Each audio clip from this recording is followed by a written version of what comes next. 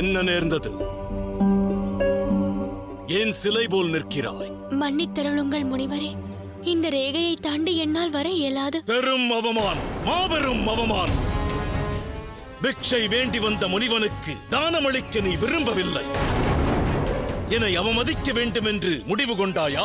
இல்லை தவசியே, அவ்வெண்ணம் இல்லை. பிக்ஷை வழங்கி புண்ணியம் தேடவே விரும்புகிறேன்.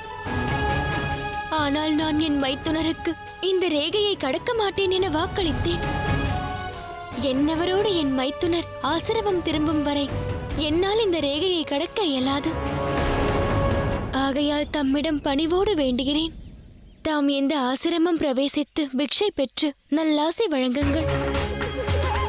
சீதையின் பாதுகாப்பிற்கு ஏற்ற ஏற்பாடுகளை சந்நியாசிகள் புரிந்துள்ளனர்.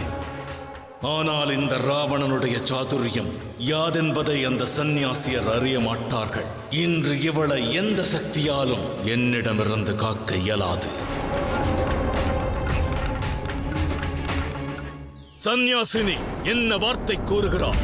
ஒரு துறவியின் வாழ்வு தர்மத்தை துச்சமென எண்ணுகிறாயா? தவசியான எனக்கு ஆணை பிறப்பிக்கிறாயா? துறவி வேண்டும் பிக்ஷையானது கட்டுப்பாட்டிற்கு அப்பாற்பட்டதென்று அறிந்து கொள். பிக்ஷை பெறாது திரும்பிச் செல்வேன். ஆனால் பிக்ஷை பெறுவதற்கு உன் ஆசிரமத்திற்குள் நான் பிரவேசிக்க மாட்டேன். பிக்ஷை வழங்க விருப்பமில்லை எனில் மிக்க நன்றி. பிக்ஷை வேண்டி வந்த முனிவனுக்கு தானமேதும் அளிக்காமல் அவனை நிராகரித்து நீ இன்று பெரும் தவறிழைத்தாய். இதற்கு நீ தண்டனை அனுபவித்தே ஆக வேண்டும்.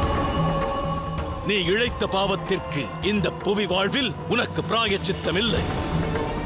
யாருக்காக நீ இந்த ரேகையை கடக்க முற்படவில்லையோ அன்னவரை இந்த புவி வாழ்வில் பிரியும் நிலை உருவாகும். உன் வாழ்வனைத்தும் நீ வேதனை கடலில் மூழ்கிச் சாவாய்.